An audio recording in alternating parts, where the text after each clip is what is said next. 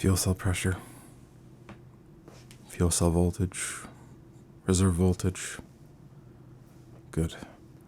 Comms channels, local, UHF, satellite synchronization, good.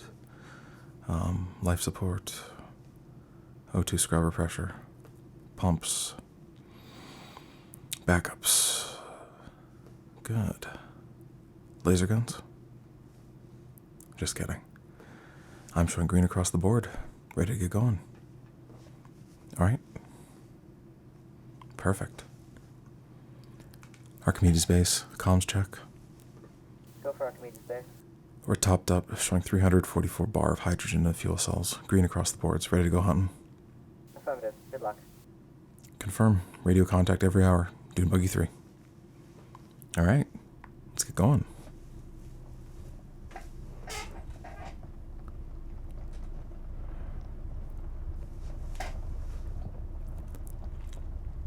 I can tell you're a little on edge about this. You don't have to worry. I helped design these 4th generational buggies. They're built on a platform originally intended for mining. Rock solid construction.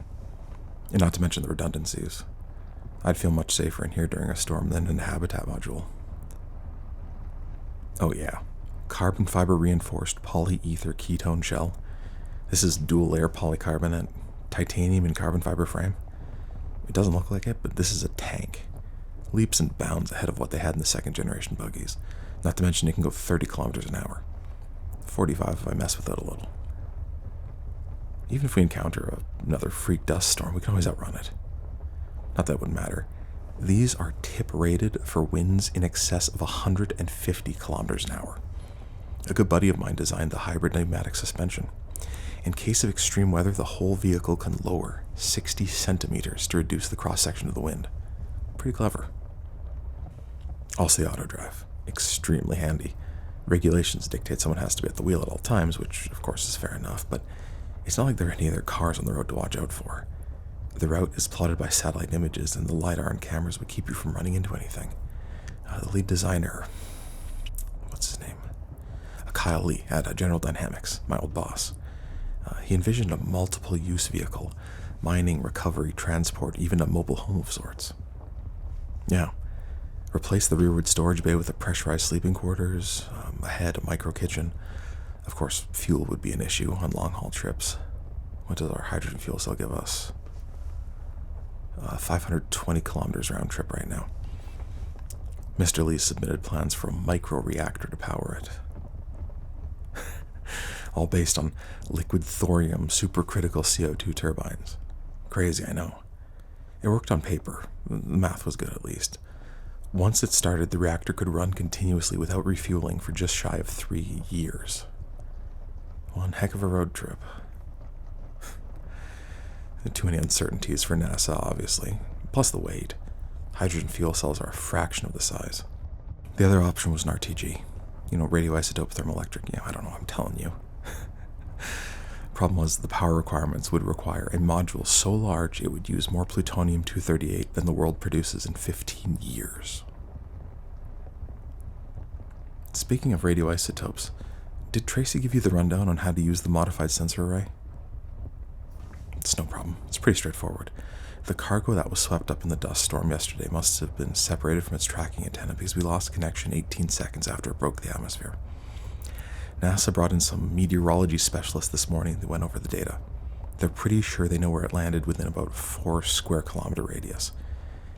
That's where we're headed right now. When we get out there, you get to operate the detector. In the cargo that was among the lost food and other supplies, there was a rock drill topped with uranium carbide teeth. We're going to attempt to drill a small proof of concept water well, about 5 centimeters wide and 20 centimeters deep. If there's any liquid water down there, we'll be able to find it and bring it up to the surface. Now, as I'm sure you know, depleted uranium, even in small quantities, is radioactive and gives off a recognizable signature. That's what you'll be looking for with the modified sensor array. Tracy pulled it from the lander and jury-rigged it to the top of the buggy. According to her, it's sensitive enough to detect the metal up to 800 meters away, but that's not taking into account the very likely possibility that it's buried. And the iron-heavy dust will block the radiation. If I had to guess, that 800 meters would be more like 400, if that. So, when we get out there, I'll plot a search pattern and you watch the scopes for spikes. The detector has about 140 degrees of range, so make sure you watch carefully when we make the turns. The closer we get, the stronger the signal. You know, it's funny. It seems like just last month the last supply drop went way off course as well. It was the week before we arrived. Archimedes 6 crew had the drop land something crazy like 660 kilometers off target. Luckily the radio beacon was intact and they found it with the satellites, but it was on the far side of a mountain range. I read the report. Captain Jacobs basically cannibalized the 2 buggies they had to extend the range out far enough to get the drop. Because of the complex terrain, it ended up being crazy, like 64 hours one way. He was running the vehicle at minimum life support to save power, and when he finally got to the crash site, the cargo capsule failed to separate from the entry vehicle. He and Engineer Davies basically had to take shifts in the EVA suit, dismantling the structure around the cargo. It took 2 days. That's like 7 days inside one of these things. Craziest part is the cargo was deemed by NASA to be of only minor importance. Mostly experiments and amenities, nothing life critical. We're kind of stuck having to get this one. Unless you like the idea of being on 1 meal a day till the next drop mid-August. I've heard the progress in growing food has had some success. The problem is just like that movie. The one with Matt Damon. Yeah, the Martian. There's like no nutrients in the soil for the plants to use. So even if we were able to get liquid water up from the underground, it's probably not going to grow anything without fertilizers. There's also the possibility that the water will be contaminated with metal salts, so heavy-duty filtration will be required. NASA was planning on sending a biodome to do large-scale agriculture, but it's not looking good. You know, like everything, you have to choose your battles. Having a mini farm on Mars would look great for them, but the cost to get it running might just not be worth it. I was talking to Dan yesterday about the concept. Our solar array produces about 10,000 watts of power, more than enough to charge the batteries when the sun goes down and run our facilities. You know, if Dan is correct, the dome when assembled would be 18 meters across. That's like 250 square meters of growable space, which on paper sounds good, but consider fertilizer costs. Even if they sent pure chemicals and we mixed it up here, which is crazy dangerous by the way, the yield of food would be less than what we brought to ship the chemicals just to keep it running. And that's not including the power requirements. Mars doesn't have the same day-night cycle that the Earth has. I mean, it's almost the same, but the days don't get longer and shorter throughout the year. Earth plants have evolved to use these times to plan their seeding and growing, so you'd have to subsidize with huge lights to keep them growing properly. Climate control for such a large space is a nightmare. I mean, there's plenty of CO2 for the plants to grow, but water, again, may require a tremendous amount of energy just to purify. It's just a lot to overcome. I'm not saying it's impossible, just that it may be too much of a risk for NASA to take on. You ever heard of Project Iceworm? In 1960, the US military built a fully self-sufficient nuclear-powered base under the Greenland ice shelf. I have a pretty cool documentary about it if you want to see. Basically, they tunneled under the ice with huge snowplows and excavated an entire base with camps and bunks and everything you could possibly need. I think that'd be a pretty neat thing to try here, you know, on the Martian ice caps. Something similar. Smaller, of course, but I think that'd be a worthwhile project.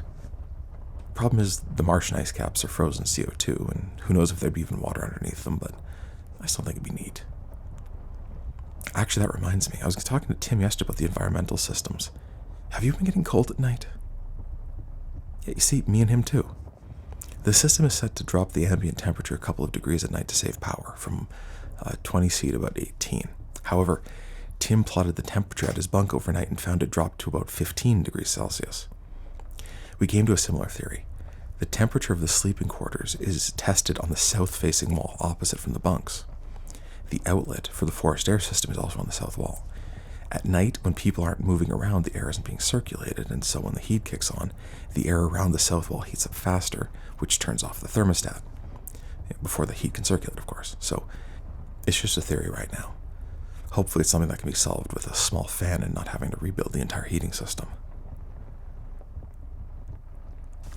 Actually, do you remember a few weeks ago when the main computer started throwing up errors about junction 546B overcurrent protection?